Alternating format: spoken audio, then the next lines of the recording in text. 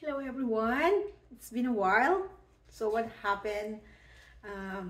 Bakit di ako naka-vlog for about a year? So to give you an update sa aking journey dito sa Canada, I went back to my career as a food technologist. I was a graduate of Bachelor of Science in Food Technologies in the Philippines. CLSU. Hello mga tiga CLSU. After ko mag Tim Hortons, naisip ko na why not bumalik sa food science industry, sa mismong food manufacturing industry.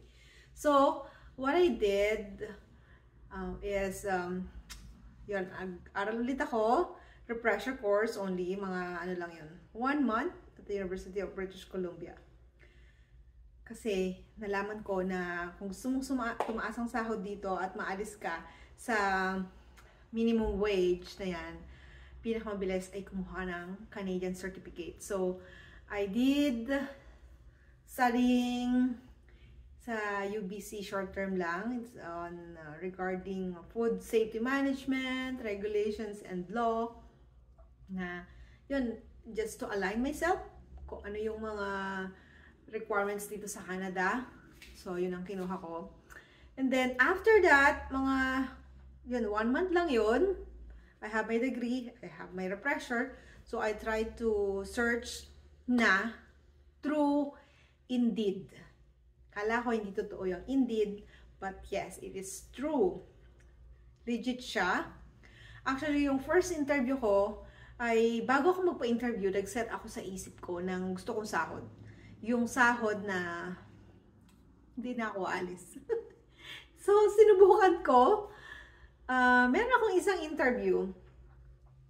Mas mababa dun sa target kong amount. But just to realize na mataas na pala yun.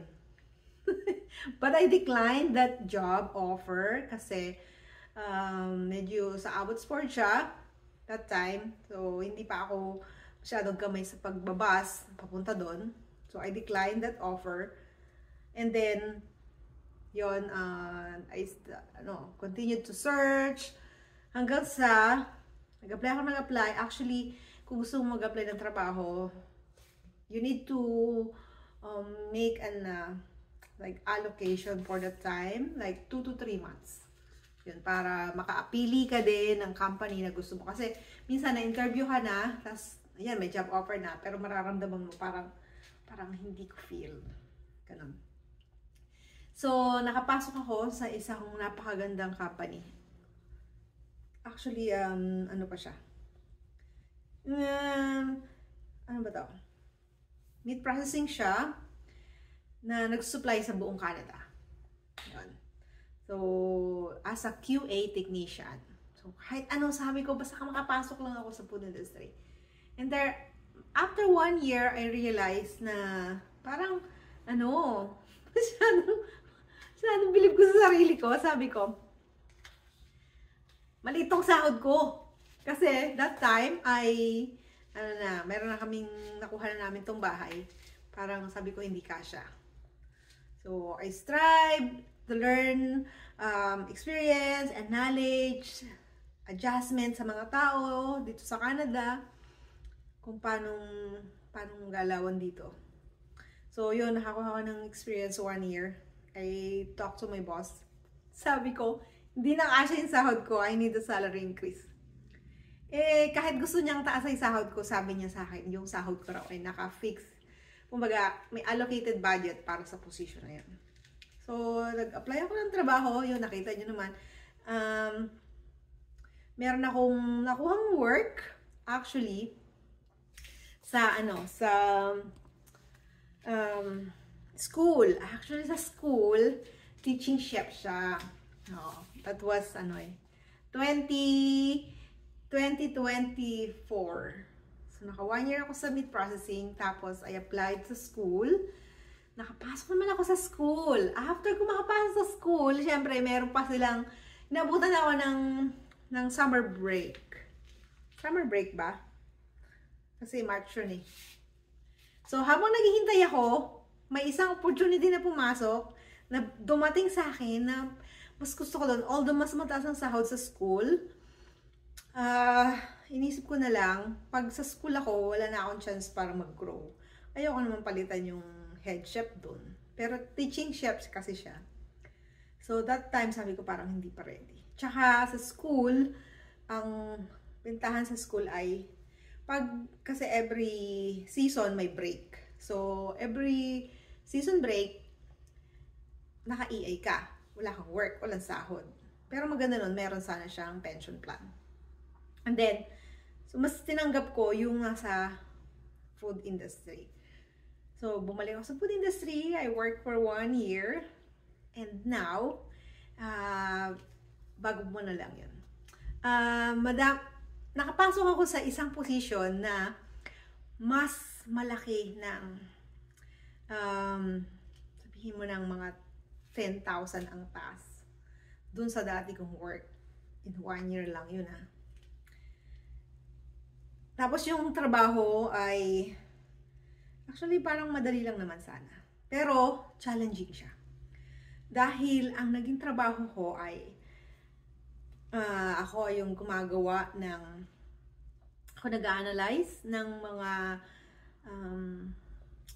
ingredients ng food ingredients. Halimbawa, merong bagong recipe na request si customer. Halimbawa, si Costco may bago siyang fruit filling na gustong gawin. So, ngayon si R&D gagawa ng bagong recipe. And then, ako yung mag-check sa bawat ingredients na yun. Ako magsasabi na this is approved. Itong level na to sa ingredients mo ay okay. Ako yung tiga-check ng ganun. So, chine-check ko yun. Check ko kung pang US ba siya o pang Canada. Magkaiba sila ng labeling requirements. Tapos, maganda, pinag-aral ako ng company. Nag-training din nila ako sa Canadian labeling. Pinag-workshop nila ako to add my skills and to gain more knowledge and become more competent dun sa position. And then, dami kong natutunan dahil my boss gave me an opportunity to lead an internal auditor. So, back in the Philippines, I was an internal auditor. Pero ano lang ako nun, IQA lang ako when I was in Mang Inasal. But this time, it's more on food safety management. Food safety implementation. So, it's a worldwide accreditation actually ang meron ng mga food establishment or food manufacturing dito sa Canada. We have the BRC and the FSC 22000. So, magkaiba yon. Doon ako sa meat processing, we're using BRC and I started to learn about the BRC, like it's a global accreditation. And then, when I moved to my recent company, we're doing the FSC 20000. And I was so privileged to lead an internal auditors and train. Refresher na lang, magagaling na sila. So, refresher na lang, when I joined the company, it happens na may bagong requirements, FSC 22000. So, yung mga additional requirements na yun, ang binigyan kong alignment sa kanila. Pero, you know what, I took time pa rin para mag-invest sa sarili ko at mag-aral. Binigyan ako ng 1 month para pag-aralan ko paano gagawin. I-review yung audit tool, yung parameters, ano yung mga requirements. Kasi in internal auditing, you have to align the existing SOP and manuals, practices that you have in a company to proven evidence na we're doing it. Kung meron mang hindi ginagawa, that's the time that you need to make a new SOP or update a new SOP to introduce and yun, para makakaroon ka ng compliance dun sa maaring itanong during the audit. So, yun, 1 year. Dami kong natutunan in 1 year. And then, come to the point na kulang na naman yung sahod ko.